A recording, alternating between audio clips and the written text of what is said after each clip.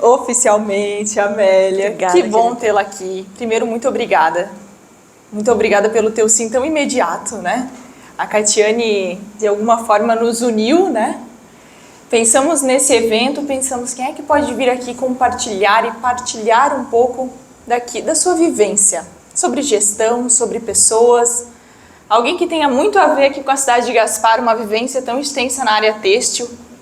Acredito que você vai agregar muito e principalmente como pessoa, né? O ser que você é, que desde o primeiro contato já foi tão importante para mim. A proposta dessa nossa conversa hoje, gente, é que ela seja agradável, que ela seja orgânica, né? E que se a gente sair daqui com muito mais pergunta do que resposta, pensando em gestão de pessoas, em RH, talvez a gente tenha cumprido muito bem o nosso papel. Porque é isso. É despertar, né? Para despertar a consciência do RH para obter mais conhecimento e para promover esse networking. E você já foi muito bem apresentada pela Catiane, já falou para mim também um pouquinho de curiosidade sobre você, mas eu quero ouvir de ti, né? Quem é a Amélia? Apresenta um pouquinho sobre você, sobre a tua vivência. E outra pergunta já com essa de quem é a Amélia, o que te fez escolher a área da moda, estar na área da moda, na área têxtil? A minha primeira conexão com o Gaspar é que meu pai é nascido aqui. Estava falando para o Rodrigo, não, para o Alain, que o meu pai nasceu numa localidade que não deve ter mais esse nome, era o interior do interior do interior do Gasparinho, e a localidade se chamava Miserinha, segundo ele conta. Filhos com uma família de outros 14 irmãos, muito pobres, um dia um farmacêutico que dá nome a uma rua principal, Anfilóquio Nunes Pires, parece alguma coisa assim. Dessa família aí foi procurar o meu bisavô e disse, olha, não é que eu quero ser catastrófico, mas tu vai perder todos os teus filhos aqui, porque aqui não tem acesso a nada, muita doença, febre amarela, aquelas doenças do passado e tal. Isso aqui não dá para vocês morar com essa filharada, não. Meu avô veio para Blumenau com aqueles filhos enfileirados e foi parar lá pelo Garcia, onde depois então nós nos criamos. Meu pai viveu 94 anos, bem bom que seguiu aquele conselho do tal do farmacêutico, né? Senão os irmãos todos também muito longevos. E teve também 14 filhos, 12 filhos vivos, nós somos em casa, né? 11 mulheres e 3 homens, e eu sou a 13ª filha. Quem estuda um pouco assim a sistêmica familiar, né? Imagina já que é uma família de 14, tu és ali a 13ª, quase a caçula, tem muito perrengue para resolver. Porque da vida pessoal, né, que a gente vai se encontrando na jornada. Eu não sei se escolhi ou fui escolhida, eu venho de um tempo onde a gente começava a trabalhar aos 14 anos, e o meu primeiro trabalho, como todos na minha família, foi antigamente se chamava Artex, bem no início, Empresa Industrial Garcia, depois Artex, hoje Coteminas. Meu tio era do RH, a gente fazia 14 anos hoje, amanhã estava na frente lá da sala dele, né, e dava uma facilitada, com 14 anos e um dia tu já estavas trabalhando. Mas foi bem legal, porque as minhas irmãs costureiras, enfim, eu não queria ser costureira, assim, desde pequena. Eu, aliás, achava que eu era um pouco louca, assim. Eu descobri que isso depois é uma técnica muito valiosa de programação mental, mas vejam como eu era. Desde pequena, sabe, Alice, eu chegava de noite e eu revivia a minha vida, não como ela tinha sido naquele dia, mas como eu queria que ela tivesse sido. E era uma fantasia, né? Porque venho de uma família como, né, grande, numerosa, humilde, morando lá para o interior do Garcia, não tinha acesso a muita coisa, né? Vocês sabem que para a geração anterior à nossa foi ainda mais complicado. Então eu apagava assim as coisas difíceis ou qualquer coisa da memória. E de noite eu ia para a minha caminha e ficava pensando em tudo que eu havia não vivido, mas para mim é como se eu tivesse vivido. Levei isso quase pela minha vida inteira, assim. E eu pensava, será que isso é fuga da realidade? Será que é uma pessoa doida, assim, que não aceita a vida que tem? Eu não era revoltada, nossa, meu Deus, venho de uma família amorosa, feliz, assim, uma dádiva.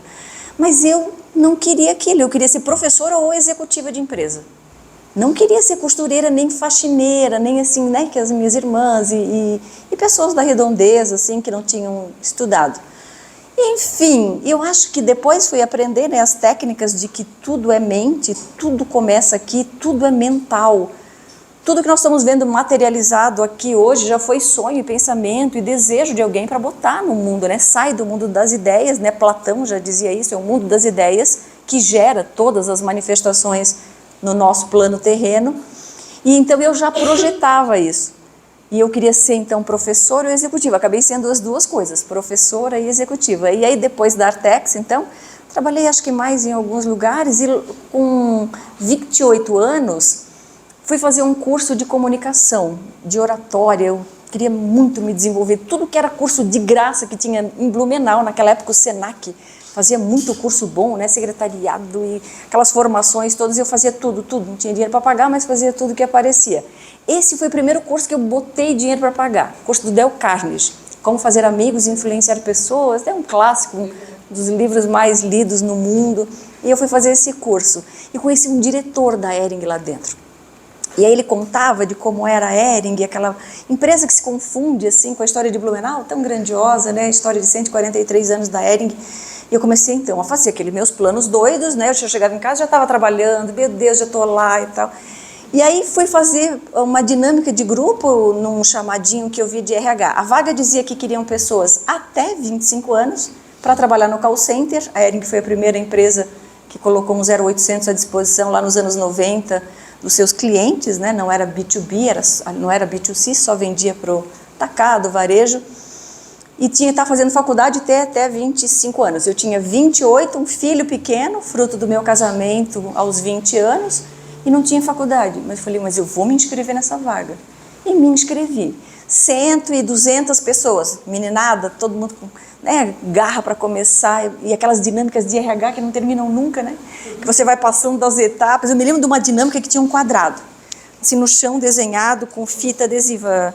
E nós éramos naquele monte de gente. E o desafio era, tem que botar um pedaço do seu corpo dentro do quadrado. Já! Como é que num pedaço de um quadrado tão pequeno, com aquela, se essa sala toda tivesse hoje participando dessa dinâmica, o que vocês iam fazer? Bom, naquela época que a gente não sabia dessas técnicas, eu ficava pensando, mas que diabo de dinâmica é essa, né? O que essa recrutadora vai estar observando? E é sempre o papel de quem está recrutando é ver a atitude da pessoa, porque eu poderia ter uma atitude, eu nunca vou conseguir botar o pé nesse quadrado, porque elas todas vão chegar perto de mim e a Catiane que está lá atrás nem vai vir, não vai conseguir botar o pé dentro desse quadrado. Mas se ela se lançasse rapidamente, driblasse 2 ou 3, viesse e junto e todo mundo desse a mão e desse um jeito de botar o pé no quadrado, a atitude dela, eu aqui como recrutadora, essa menina tem jeito, ela não vai ficar esperando acontecer. Talvez ela fosse uma das que passasse para a etapa seguinte. Pois eu dei um jeito de botar o pé naquele quadrado, né? Imagina. Fui passando de fase, mas eu esbarrava nessa história de não estar cursando curso superior, né? Tive que botar toda a energia para criar filho pequeno, sozinha, tal. O casamento não durou muito. E a Hering, então, foi a minha porta de entrada para esse mundo. Não sei como, vou dizer para vocês, tá? Não sei como fui uma das escolhidas. Fomos, assim, 20 pessoas que começamos essa área lá na Hering nos anos 90. Pois eu botei o pé no primeiro dia da empresa, comecei a olhar nos murais, tinha vaga para outra área, será que estão chamando? O que eu já posso aprender aqui dentro? Com 2 anos de atendimento no call center, lá no 0800, eu já havia participado de tanta dinâmica de grupo que os RHs lá chamavam. Eles já me conheciam tanto, já sabiam tanto do meu perfil, que eu precisava dar certo na vida. E me convidaram então para montar o SAC, o Serviço de Atendimento ao Consumidor. A primeira empresa têxtil que teve um SAC, um 0800, no ano de 94. Vejam, faz muito tempo. Naquela época as empresas grandes, de moda ainda, né, não colocavam o canal ali para o consumidor direto reclamar. Inclusive na Hering eles diziam assim, meu Deus, vai vir aquela pessoa que vai mandar aquele guarda-roupa todo, dizer que tinha defeito, como é que a gente vai provar? Eu falava, calma, o consumidor não é esse bicho, a gente precisa conhecer.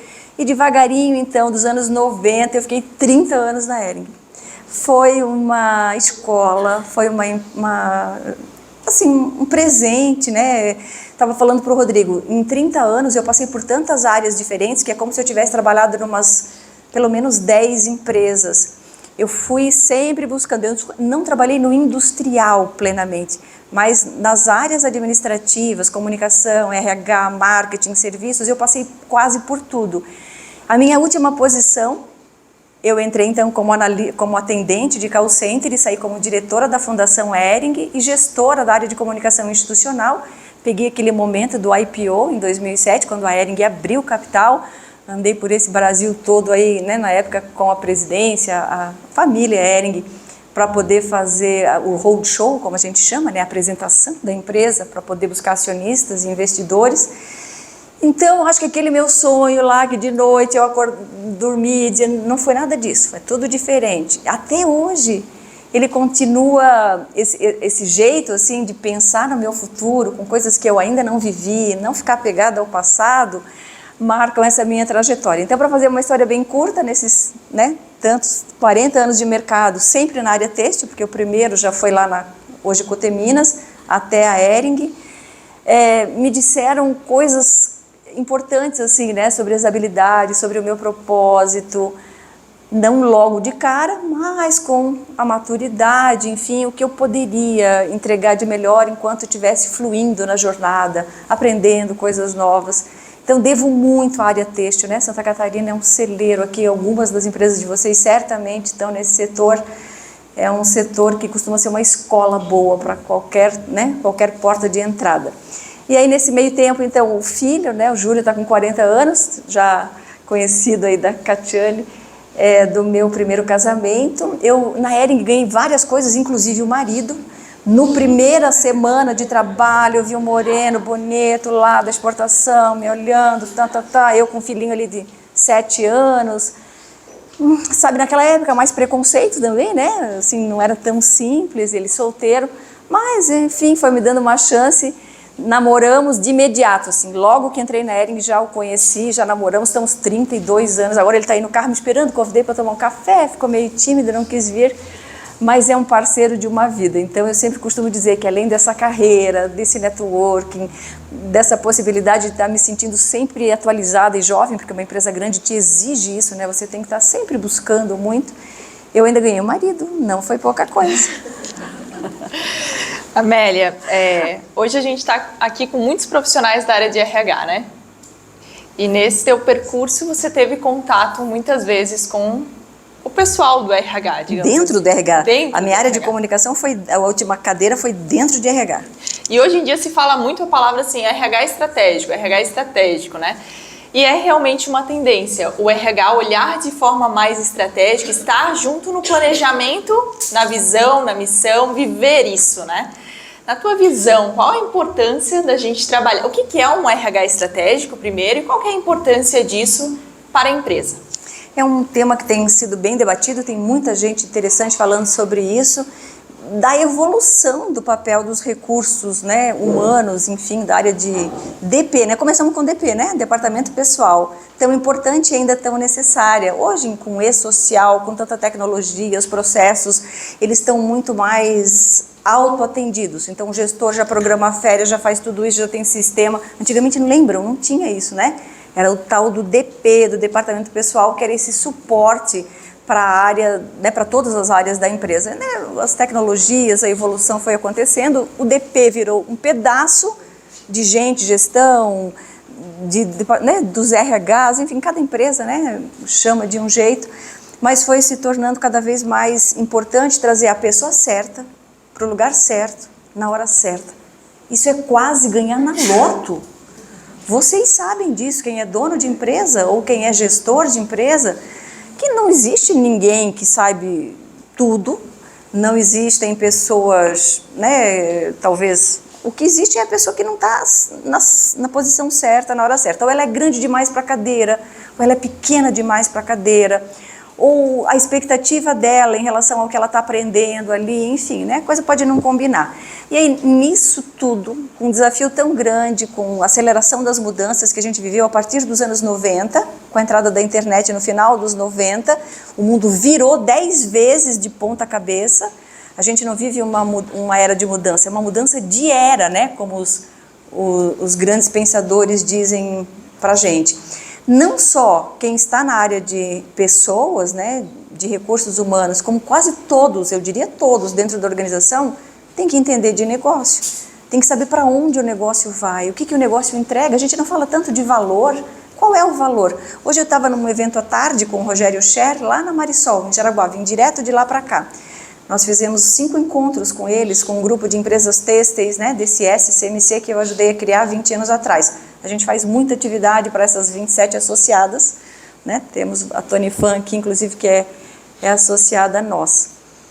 E ele vinha falando, assim, disso tudo que aconteceu tão aceleradamente nessas últimas décadas, que o papel do RH se tornou tão estratégico na necessidade de conhecer o negócio para poder vender o valor, para poder entender o propósito da organização versus aquela pessoa que está chegando, se aquela entrega faz sentido ou não, que não dá mais para dizer que a gente pode entender dentro de RH, de contratação, de análise de perfil e de treinamento, etc. Não.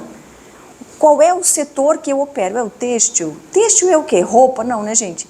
Têxtil não é roupa. Primeiro é moda, não é moda, é pessoas. Moda vem de modos, né, de comportamento. Então, todo mundo na organização tem que entender de gente. Nós, que militamos dentro de RH, com um pouquinho mais de profundidade. Mas, de forma geral, a gente tem que entender do comportamento do consumidor, do cliente. Entender de comportamento humano é a nossa grande máxima. E qual é o desafio do século XXI? Se o desafio do século XX, Alice, foi a industrialização, né? A gente viu toda a Revolução Industrial que começou no final do século XIX, perpassar todo o século XX, vivemos isso no têxtil mesmo, né?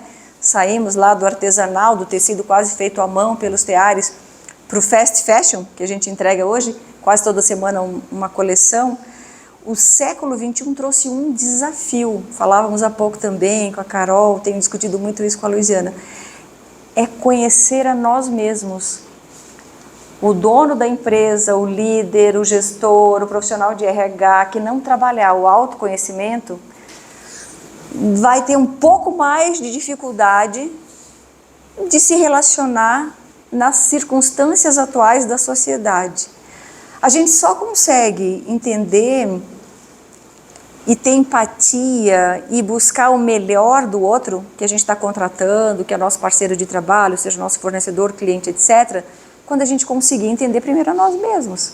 Afinal de contas, estamos todos no mesmo barco, passando por esse momento de grande transformação, e tem sido assim, cada vez mais complexo. Eu costumo dizer que talvez hoje as redes sociais, que mostram assim, tantos vieses, tantas camadas e tantas caras nossas diferentes, né? E a gente acaba se transformando um pouco para mostrar aquilo que o LinkedIn quer ter no nosso perfil, o que a rede social mostra que é uma pessoa feliz, numa família feliz, num contexto feliz, que a gente esqueceu de olhar para a gente mesmo. E todos nós temos aqui dentro de nós metade certinho é luz e metade certinho é sombra.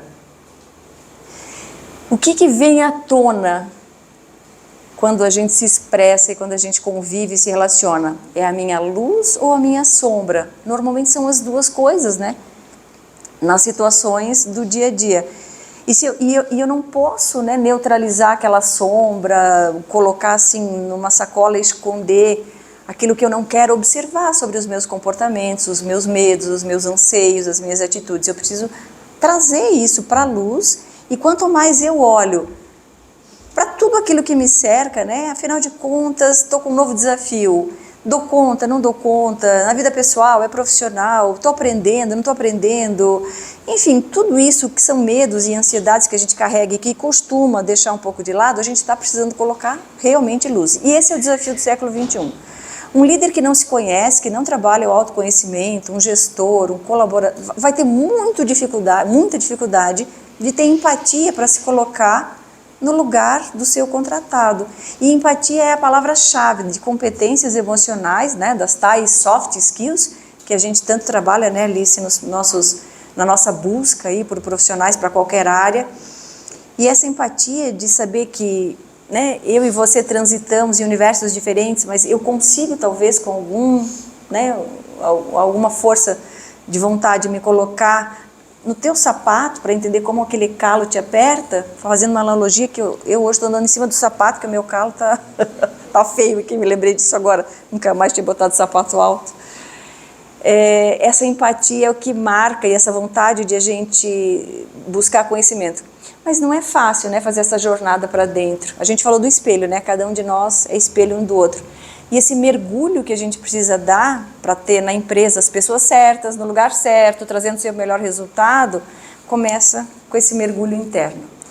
Com esse mergulho interno a gente vai passar por muitas fases, tem muitos autores que trazem, né, os níveis de consciência. Eu gosto muito de um autor em específico, ele chama-se Richard Barrett, ele tem um livro muito bom que chama Organização Dirigida por Valores. Ele norteou assim, boa parte da minha jornada em RH, porque quando eu vou mergulhar dentro de mim, eu faço essa busca profunda assim, dos valores que me guiam. Afinal de contas, por que eu faço o que eu faço? E quanto mais eu vou respondendo aquilo e vou entendendo, mais eu também tenho empatia para entender o outro. E talvez, só talvez, porque nada é garantido, né? Nada é garantido, eu tenha um ambiente de trabalho mais leve, mais feliz. Porque hoje em dia falar de felicidade nas organizações já não soa mais tão estranho. Mas no passado, a gente na mesma frase associar trabalho e alegria, felicidade e leveza, Alice, era quase um sacrilégio na minha época. Trabalho é trabalho. Quem diz que você precisa ser feliz no trabalho? A tua troca que você precisa ter no trabalho é salário. Está recebendo? Tá bom, tá feliz. De 20 anos para cá, talvez 30 anos, mas nos últimos 20, dos anos 2000 para cá, com a nova geração aí dos nascidos ali nos 80, que começaram a entrar no trabalho nos anos 2000, a gente venceu uma geração, que é a minha e a anterior, que é a geração pós-guerra, que é a geração da escassez, que é a geração de baixar a cabeça, trabalhar muito, fazer um resultado a qualquer preço, não à toa tantos estresses, burnouts, tantas pessoas que ao se aposentar aos 25 anos estavam em frangalhos para viver a sua vida, porque tinham dado tudo de si numa jornada incansável de trabalho. Hoje não é mais isso que a gente busca. Os jovens e nós todos que estamos aqui na sala tentamos minimamente associar aquilo que nós temos que buscar enquanto realização profissional para a nossa própria essência, que fale com os nossos valores. Por isso, quanto mais a gente tem visto jovens trocando de local de trabalho, porque essa sinergia fina entre o que eu espero, acredito e vejo do mundo, eu não vejo retratado na coerência das ações da minha empresa. Não tem sido fácil atrair os jovens para o trabalho. Vocês sabem que, né, em especial para algumas profissões, tem sido impossível. Algumas até porque a inteligência artificial vai substituir a todos nós, né, com muita facilidade. Mas esse diferencial de conhecer a si mesmo para poder trazer então para a organização, né, nós mesmos, em especial líderes e pessoas de RH, tem sido, assim, eu acho o desafio do século XXI. Você falou há pouco, né, viveu uma geração onde o teu diferencial era a busca pela graduação. E olha que grande mudança, né? Hoje a gente já não fala mais de um grande diferencial, a depender da cadeira, né? Tem empresa grande que já não pede mais e não olha isso para o currículo, né? As big techs, etc., não olha mais se tem faculdade, pós-graduação, nada. É uma entrevista mesmo por competência. É uma atitude mental muito avaliada, né? O tal do mindset, né? Aliás, boa dica de livro, né? O mindset. Basicamente existem dois, né? O mindset fixo e o em evolução. O fixo, eu vejo as coisas daquele jeito, entendo que é assim e não consigo ver coisas diferentes sobre aquele mesmo assunto. Não é bom nem ruim ser assim, é um jeito de ser. Eu acho que empreender é assim, liderar é assim. Eu não consigo evoluir enquanto modelo mental, eu não me abro para o novo. E muitos de nós temos esse mindset mais fixo. A gente traça e faz aquilo daquele jeito sempre. E esse mindset ampliado, assim, dos inovadores, dos visionários, dos empreendedores, daqueles que correm mais risco, tem, né, particularidades, assim, e nuances que está sempre em evolução. Então, a gente fala muito, né, desse mindset. Não é a graduação, o diploma, é a atitude de ir lá e tentar botar o pé dentro do quadrado. Não consegui, mas eu fui lá e tentei, eu fiz o meu melhor para botar o pé dentro do quadrado e eu fui vista por aquilo, né? Perfeito. Amélia, nós temos aqui empresas de vários tamanhos, setores, na sua maioria têxtil, mas temos diversos setores. Queria ouvir de ti, assim, quais são as características básicas, a gente falando de RH estratégico, né? O que esses profissionais precisam trabalhar, precisam prestar mais atenção? Você falou antes do autoconhecimento. Como colocar isso em prática? Né? Quais são as características principais do RH estratégico? Essa é a minha pergunta. Tem muita coisa para falar, não é uma resposta tão simples assim. Eu vou repetir sobre o autoconhecimento, essa busca mesmo, né? Cada um sabe até onde pode chegar. Nesse livro, né, o autor fala dos 7 níveis e ele fala o seguinte: o primeiro nível de consciência é o nível do ambiente, a gente saber se situar e saber onde a gente está. Onde eu estou? Esse é o nível que a gente também costuma terceirizar aquilo que a gente não tem conseguido fazer. Não, eu não estou dando certo, essa empresa não me valoriza. Não, meu chefe não me olha por mais que eu entregue. Esse nível do ambiente, do outro, né, que não sou eu mesmo, que é esse primeiro nível de consciência. O colaborador que chega tarde, porque, puxa, o ônibus atrasou hoje, não? Então a culpa é do ônibus. É o nível que eu estou, que tudo é externo a mim, está tudo fora, tudo no ambiente. Eu não sou responsável, porque sempre tem um jeito de colocar no ambiente o sucesso ou o insucesso. Mas a gente vai entendendo que quando tem alguma coisa que me desconforta nesse nível do ambiente, tem gente que vai ficar a vida inteira, tá, dizendo que o problema é o chefe, é a empresa, é o trabalho. Mas quando eu começo a buscar esse autoconhecimento e me questionar um pouquinho, o segundo nível trazido por esse autor é o nível do comportamento. Está sempre no nível acima, a resposta para aquele problema no nível abaixo. Estou com um problema no ambiente da empresa? Opa, então deixa eu olhar meu comportamento. Em relação a tudo, a trabalho em equipe, a receber feedback, a dar feedback, a colaborar, a compartilhar, a inovar, etc. Qual é o meu comportamento nesse ambiente que eu estou? Para parar de culpar o outro e dizer que sempre é culpa do ambiente. E aí comecei a olhar para o meu comportamento, comecei a olhar a jornada do autoconhecimento. Afinal de contas, me comporto assim por quê? Sempre me vitimizo? Ou sempre estou arrogante, sei tudo, não vou mudar porque tenho, né, certeza, convicções, comportamento. O próximo nível é o nível das habilidades e atitudes. Que habilidades e que atitudes eu estou desenvolvendo? Eu li essa semana na news da Startse, aquela startup, né, que vocês devem conhecer, né, um modelo muito interessante de negócio. Eu fui com eles para o Vale do Silício há 2 anos atrás, e aí recebo todos os dias a news. E eles sempre trazem entrevistas com líderes, CEOs, inspiradores. Eles trouxeram uma mulher que é CEO da Century. A Century é uma das grandes de tecnologia do mundo. Eles têm 700 mil colaboradores no mundo. Eu não consigo nem imaginar o que é isso. Uma empresa com 700 mil colaboradores passa assim do meu nível de abstração, tá? E ela disse então que para contratar a pessoa certa, no lugar certo, na hora certa, a primeira coisa, eles têm uma ferramenta de inteligência artificial que cruza currículo com vaga. Então já elimina muita gente, né? As competências da vaga, as necessidades e habilidades com o currículo, o papel aceita tudo, tal, mas faz a primeira triagem e elimina. São 2.400.000 currículos a cada período de X meses, que eu não me lembro. É coisas absurdas assim os números. Mas quando passa dessa peneira e vai passando da próxima e vai para a primeira entrevista com o gestor, eles fazem uma pergunta na empresa para que o colaborador passe então para a última e derradeira, que é a entrevista com o líder direto. Sabe qual é a pergunta?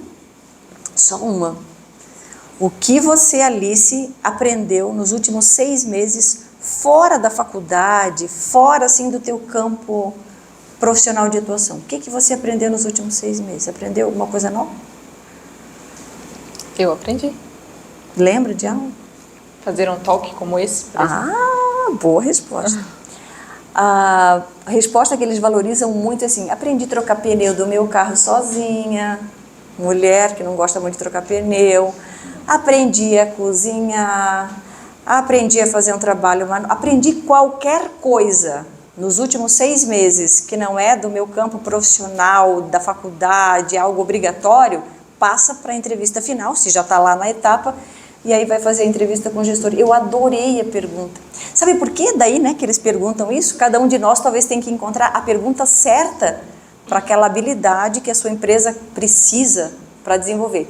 Porque com 700 mil colaboradores, uma empresa global, vocês acham que a pessoa tem chance de mudar muito ou pouco de função? Muito. Inclusive ser expatriada, ir para outros países. Se ela não quiser aprender idioma, tiver que sair da América Central para, sei lá, para a Europa, uma oportunidade que para aquela cadeira ela caberia, mas não quer aprender, porque não vai aprender nada, 6 meses atrás não aprendeu nada, está descartado. Então, como eles querem um colaborador que tenha a habilidade de aprender muito, sempre, essa é a pergunta decisiva para a Century. Qual é a pergunta que nós, RHs, podíamos fazer? Qual é a metáfora que define a nossa organização? É uma organização inovadora? É uma organização tradicional? É uma organização, é uma empresa pequena, tem 10 pessoas, é a Poncione lá do Rodrigo. Qual é a característica lá que define o teu time? Quando você for colocar mais uma pessoa para dentro, para fazer a diferença, qual é aquela habilidade, às vezes complementar ou totalmente diferente, que ninguém dos teus lá ainda tem, que você vai observar na hora de trazer? E a gente para pensar pouco sobre isso, né? Afinal de contas, o que define a minha organização?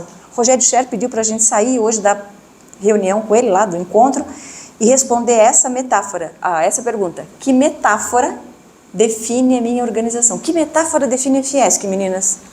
Amanhã a gente vai falar sobre isso, né? Vamos começar a pensar, né? Fiesc complexa, né? Uma federação das mais atuantes aí no Brasil, da indústria, enfim, de todos os setores da indústria, né? Mas muito forte para o têxtil.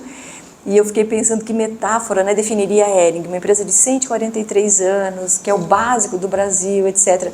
Que metáfora, né, define cada uma das nossas empresas? E qual seria a pergunta que eu pudesse fazer para aquele candidato, para pegar aquilo que o currículo dele não disse, que o LinkedIn não falou, que a entrevista não mostrou, mas que depois vai casar lá com aquela atividade que ele precisa fazer? Isso é ser um RH estratégico, sabe? Né? Então eu entendo que mais do que preencher uma função, uma vaga qualquer lá que eu tenha dentro, né, de qualquer departamento, ultimamente, né, a gente está fazendo uma seleção assim, puxa, não está muito candidato por vaga, né, a gente está aí meio que não tem aquela disponibilidade toda, não sei como está aqui para Gaspar, mas em algumas funções, na área de tecnologia, de programação, tem algumas funções específicas assim que está cada vez mais raro a gente encontrar as pessoas disponíveis no mercado. Você, Daniel Jobs, sabe muito bem que não é fácil preencher o quebra-cabeça e deixar a empresa assim como uma mandala, onde assim, um pedaço, né, uma camada da mandala vai complementando o outro, e quando você vê com o propósito lá, que é por que minha organização existe, é a primeira pergunta, né? Não é como eu faço produto para vender, não é como eu vou vender e crescer, não, é por que a minha organização existe. Então, no centrinho da mandala, né, o Golden Circle é por quê, para depois deixar uma mandala bem bonita, como, com quem, em que mercado eu vou atuar, como eu vou ganhar o jogo nesse mercado que eu vou atuar. Se o RH não souber responder isso, não vai conseguir ajudar a organização a trazer a pessoa certa, no lugar certo, com a competência certa, para entregar o seu melhor valor. Fiz uma resposta bem comprida, né? Não sei se ficou muito... Muitos insights. Vamos aproveitar que estamos falando então sobre vagas e essa dificuldade do preenchimento das vagas. Eu acho importante nós falarmos aqui sobre vagas operacionais também, que também tem sido uma dificuldade. Eu queria ouvir um pouco da tua vivência. Qual estratégia em relação, desde o momento da divulgação, que a gente preza muito por isso, de fazer uma boa divulgação, que já é o primeiro momento que o candidato vai ter contato com aquela empresa, desde o momento que ele chega na empresa, né? Quais estratégias utilizar para eu conseguir os melhores candidatos nessa área operacional, exemplo, costureira, que muitas vezes é um desafio. A própria Fiesc está fazendo uma campanha muito bonita assim nas redes, né? Não sei se vocês acompanham, sobre esse lugar da indústria que para a geração atual e talvez uma para trás de vocês, não a minha ainda sonhava em trabalhar na indústria, menos eu, claro, que não queria, né, como eu disse para vocês, já estava meio fora da caixa lá, mas todas as minhas irmãs, vizinhas, o sonho era ter um trabalho, carteira assinada, né, 13º salário, férias, indústria, horário, sair, chegar, almoço no local de trabalho, tudo certinho.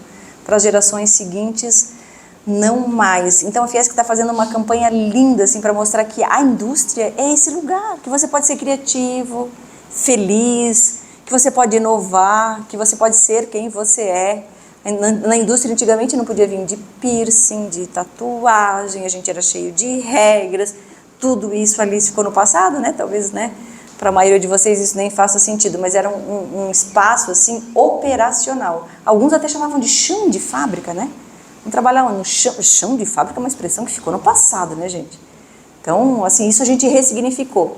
Mas essa indústria, que é esse local ainda, que pode ser um pouco mais leve, mais criativo, que eu posso ter vez e voz, afinal de contas, se eu ouvir uma costureira, talvez ela me diga que aquela peça que ela está costurando poderia ter sido feita diferente. Mas eu nunca ouvi, nunca perguntei. Ela simplesmente recebeu uma ficha técnica, tem que executar e quanto menos tempo melhor, porque a gente, né, em alguns casos, né, faz ainda custo-minuto, etc. Então essa indústria ela não existe ainda. Linda, leve, suave, plena, criativa, que não é assim, né? Porque tem trabalho, máquina, braçal, hora para cumprir, produto no final para entregar. A área de serviços é um pouco diferente, a área de tecnologia é totalmente diferente, varejo, comércio, né? A gente lida com outras dificuldades, mas não com essa, que é mais linear, cartesiana, entro de manhã, preciso produzir X peças, fazer quantas mangas, quantas cavas, quantas costuras. Então, assim, é mais desafiador, mas por isso que nós, né, que acreditamos que as pessoas podem se realizar em qualquer função e todo o trabalho é digno, e é isso que dignifica realmente, né, a nossa jornada aqui nesse plano, a gente pode fazer um onboarding, esse, né, momento de receber esse colaborador mais afetuoso. Na Hering a gente fazia café com gestor. Então, né, convidava, né, qualquer posição, costureira, qualquer posição. A gente estava lá com muita costureira já terceirizada, quase não tinha mais nenhuma posição de costura. Mas vamos dizer, qualquer posição era convidada uma vez por mês para fazer esse café com a liderança. É tão simples, faz um café como esse, gostosinho, que a Alice serviu aqui para a gente hoje. Bota o gestorzinho querido, maravilhoso, sentadinho aqui, todo mundo sentadinho aqui em círculo. E vamos falar de tudo, de mundo, de vida pessoal, de família, vamos conhecer. Mais pra frente, daqui um pouquinho, primeiro uma choradeira, começa a vir roupa suja, lavada, quebra uns pau e não sei o quê, mas vai indo, a gente não desiste. Daqui a pouco já começa a elaborar uma conversa mais interessante, começa a divulgar aqueles números. Deu PPR? Não deu? Por quê? Sabe, a gente trabalhou tanto e não ganhamos participação de resultados. Na Hering passei por tudo isso, né? Porque eu que promovi esses encontros nesses meus últimos anos na empresa. Então, mesmo para aquela função que não está tão atrelada à estratégia do negócio, porque basicamente ela está lá fazendo uma operação, por isso a gente chama, né, o operacional, o tático e o estratégico. Nesse nível operacional, a gente pode receber, né, de um jeito melhor, embarcar. Lá na Hering nós criamos, vou dar mais exemplos de Hering, né, porque é a minha última grande assim, experiência. A gente criou um jogo que chamava Diálogo Ilustrado, uma empresa de São Paulo que ajudou a gente a criar. Era impresso assim mesmo, no tecido, o modelo de negócio da Hering inteirinho, todo lúdico. Quem olhasse assim, tem um guardadinho lá, assim, um quadro, tamanho dessa tela aqui, tá? Quando o colaborador chegava de qualquer nível, inclusive o franqueado que estava pagando milhões para comprar uma loja nossa lá, uma franquia nossa, era o mesmo jogo aplicado. O que mudava era a dinâmica e o aprofundamento na conversa. Mas com aquele diálogo ilustrado, que ilustrava o modelo de negócio desde a saída da fibra até a chegada na porta do consumidor, passando por tudo que a empresa fazia para processar, né, todos os processos, sistemas, etc., a gente conseguia mostrar visualmente o joguinho, perguntas e respostas. Por isso era um diálogo ilustrado, uma ferramenta leve, uma empresa de São Paulo que nos ajudou a criar. E por anos a gente usou essa ferramenta no onboarding, para qualquer nível, podia ser, né, a costureira até o diretor passava pelo diálogo ilustrado. O que mudava era a conversa. Num grupo de gestores, de liderança, né, numa contratação de um nível de liderança, o diálogo, o jogo era o mesmo, mas as perguntas, as respostas, as elaborações eram mais aprofundadas. Vamos dizer que se a gente tivesse com um grupo aqui de costureira, o jardineiro, a área mais, né, começo ali da operação, a gente conseguia mostrar onde ele fazia parte, qual era o pedaço tão importante que ele entregava naquela jornada e como influenciava para cá e para lá. Por isso tinha que fazer bem feito aquilo ali, porque a gente costuma dizer que tem que passar a bola redonda, né, para a área da frente, não quadrada. Então dá para fazer sim, sabe, essa jornada. Essa indústria que a gente quer trabalhar, ela não existe ainda, mas a gente está criando, a gente está conseguindo trazer, acho que essas novas ferramentas, essa marca empregadora, né, que as empresas tanto trabalham hoje nas suas redes sociais. A marca empregadora começa dentro de casa, né, por nós, com coerência entre tudo aquilo que a gente diz que a gente é e como a gente lida. De novo, esse autor diz, né, que uma cultura organizacional vai sendo feita, uma cultura de uma empresa vai sendo feita, à medida que as decisões são tomadas para aqueles problemas que aparecem. Como é que eu lido com cada coisa? Como eu lido com essa coisa vai formando os meus conceitos, as minhas crenças, os meus valores. Então não é o que eu digo, escrevo bonito lá, aquelas coisas que a gente bota no quadro, diz que nós queremos ser tal coisa. Não, não é isso. Né? Não é isso que ninguém acredita. É como a liderança lida tomando as decisões para os dilemas que aparecem no dia a dia. Tem justiça? Tem equidade? Trata os diferentes como diferentes, né? Que isso é equidade, não é tratar todo mundo igual. Equidade é entender as necessidades específicas e tratar os diferentes como diferentes. Tem justiça? Tem imparcialidade? Não, ou assim, se é, né, mais próximo ali da liderança, sempre pode fazer um pouco mais de ousadia, mas também se não for muito próximo, X na testa, nunca mais, né, consegue ali sair daquela posição. Então eu acho que dá para fazer dessa indústria, para a costureira se sentir acolhida, só ouvindo o que ela tem para dizer. Quanto a gente ouve a costureira? Eu acho que quase nada, tá? E talvez ela seja uma das pessoas que no processo de deixar a peça linda, que é a última mão, ou a penúltima, que pega a peça antes de dar para o consumidor final, né, que está ali no processo. Vocês sabem que a gente fala muito, né, de energia hoje em dia, né? Assim, tudo que a gente faz é energia. Com que energia ela está entregando aquela peça, né? Depois a gente não sabe por que vende, por que não vende. Porque odiou fazer aquilo, teve que fazer tão rápido, teve que fazer tão... Não sabe nem como é que aquela peça saiu da mão dela.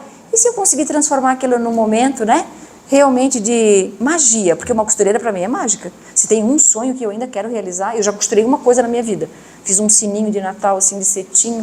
Já costurei, porque eu queria sentar numa máquina e costurar, eu ainda quero aprender a costurar bem, porque é uma magia, você pegar um monte de pedaço e de repente sai uma peça, gente, é coisa linda, mas a gente não passa isso, e a profissão está desvalorizada, ergonomicamente desapropriada, sentada numa cadeira que não é confortável, numa máquina que não tem todas as, né, capacidades, né, tecnológicas que poderiam oferecer para essa costureira, por isso que a profissão está tão escassa e não paga bem. Então basicamente é isso. Perfeito. Sinto Obrigada. muito. Sim. Nesse momento a gente vai abrir para dúvidas, perguntas, contribuições. Queremos ouvir de vocês. Dúvidas, considerações. Senão a gente vai passar o microfone aqui para as conhecidas, tá? Você pode tratar de fazer pergunta. Vai, Alan. Claro. Comunicador deve falar bem. Eu queria entender uma coisa. Como é que vocês do RH fazem para lidar com o comportamento dos governos, que trazem muito auxílios? A gente vê que está faltando mão de obra. Na mesma quantidade que tem muitos auxílios do governo, tanto federal quanto estadual. Isso acaba minando um pouquinho o emprego informal, CLT. A gente tem a sensação de que as pessoas não estão mais procurando emprego justamente porque tem um certo auxílio aqui que pode me aguentar por uns 6 meses, enfim, até virar um ano. Como é que dá para lidar com essa situação? Ainda mais que é uma política assistencialista que não cobra contrapartida, ou não propõe uma contrapartida. Não sei se mudou, mas não tinha obrigatoriedade de estar procurando emprego e nem de estar com o filho na escola e etc, para receber esses tantos de bolsa, que eu não tenho nada contra, tá? Porque eu acho que quem tem fome merece, precisa ser auxiliado. No mundo todo discute-se a renda mínima, né? Países mais socialistas, etc, dizem que a parcela mais rica, os 10% mais ricos da população, precisam olhar para essa base da pirâmide. É um papo, né, que daria um talk só para falar disso. É uma política tiro no pé, né? Tirando pessoas que poderiam ter interesse de ter algum acesso a alguma educação profissional. A gente não usa mais esse muito termo, assim, vou capacitar, porque então a gente pensa que a pessoa era incapaz antes. Antes a gente falava muito, né, vou dar capacitação. Está ficando em desuso, né, Alice, essa coisa da capacitação. Capazes somos todos nós.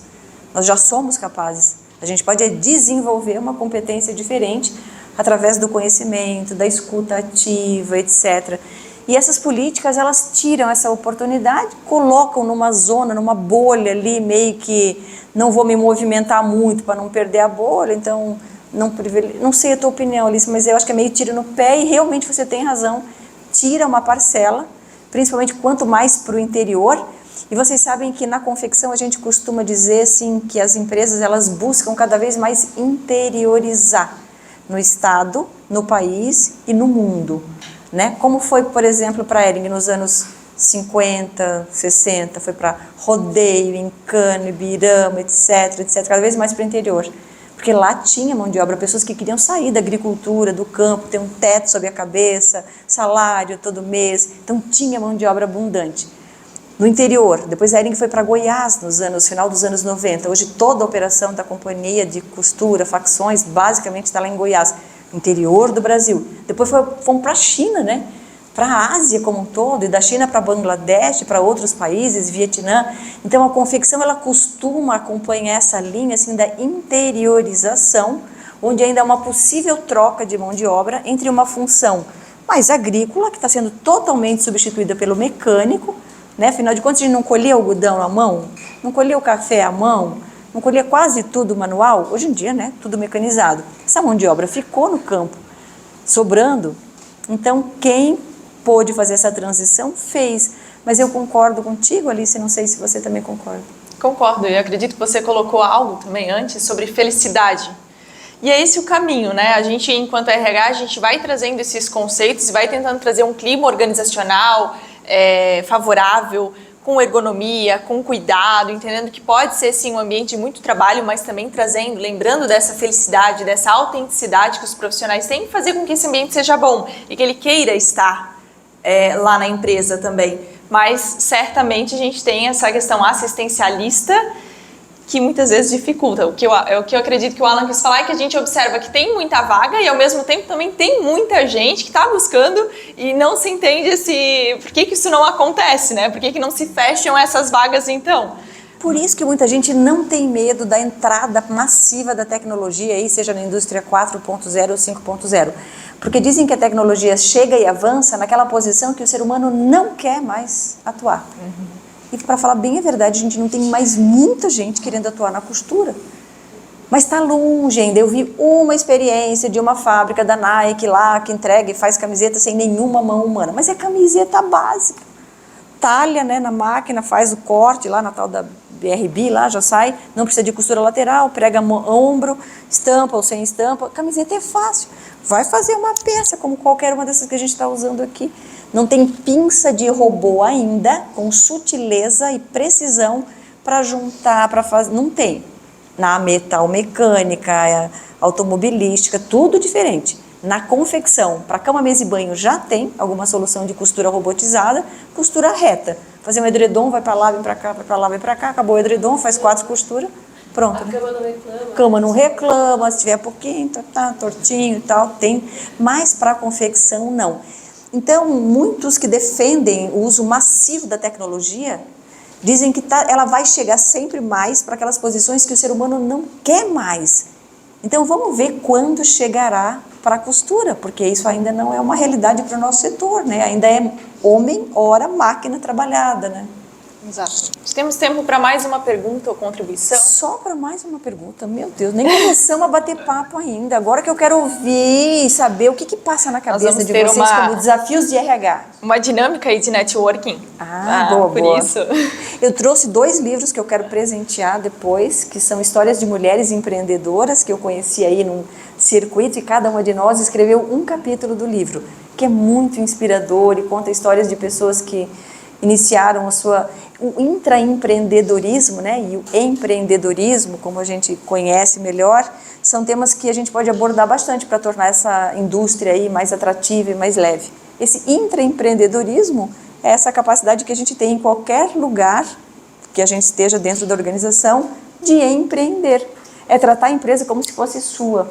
Eu estou empreendendo de verdade agora, né? Eu virei dona de pousada em Urubici, Santa Catarina.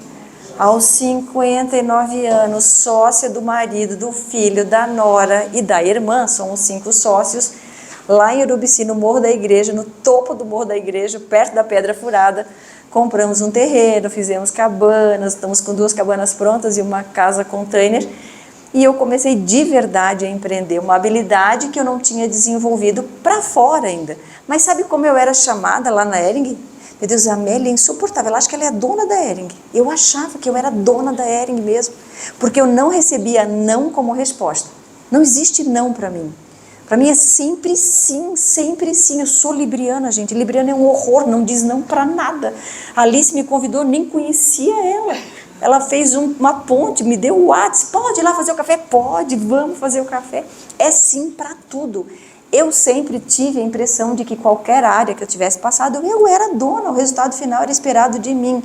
E isso tem me ajudado agora nessa jornada empreendedora de verdade, que é nosso mesmo que está lá.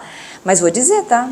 Lidando com todos os medos e frios na barriga, porque é o dinheiro, né, que a gente guardou de uma vida toda, da aposentadoria, né, empreendendo lá num lugar que a gente não conhece, uma cidade muito pequena, a Serra Catarinense ainda vai despontar para o turismo, né, não é como Gramado. Urubici tem 11 mil habitantes, né, tem um supermercado, alguns restaurantes bons e muitas pousadas, a concorrência já é grande lá, os chalés. E tudo que eu aprendi nessa jornada do intraempreendedorismo, eu estou trazendo agora. Se depois puderem seguir, é Alma Cabanas Urubici, tá? Vou fazer o merchan aí do Instagram. A gente quer bater hoje ainda 2.000 seguidores. Estamos com 1.998, só faltam 2. E aí, quando chegar nos 2.000, a gente fez um vídeo bem lindo para colocar no Instagram. Eu estou só esperando sair daqui e já ver os 2.000, tá? Repete o nome, amiga. Alma Cabanas Urubici. Alma Cabanas. Urubici. Não é por acaso esse nome. Não é por acaso. Lá a gente vai procurar a alma. Show. Amélia, muito obrigada. A gente agora vai para a próxima dinâmica e até por conta do tempo, essa estrutura, claro que a gente teria tema aí para falar por muito tempo. Mas, gente, ficou alguma coisa do que a gente falou? Olha, a gente falou de conhecer a si mesmo, do autoconhecimento, dessa jornada do líder de si próprio, que sem isso, né, não dá para ter RH estratégico nenhum, que RH estratégico é aquele que conhece o negócio e sabe qual é o valor que está gerando e por que aquele negócio está de pé. Acho que basicamente, assim, se a gente sair daqui lembrando um pouco isso, né, acho que está valendo, valeu a noite, eu adorei ter estado aqui com vocês, então vamos para a finaleira. Muito obrigada, Amélia. Então vamos lá? Gente, nós preparamos aqui... Bateu, gente. Já bateu a meta. Bateu a meta! Preciso avisar pro filho, porque tem um vídeo lindo para... Yes! Ai, que bom, obrigada, adorei!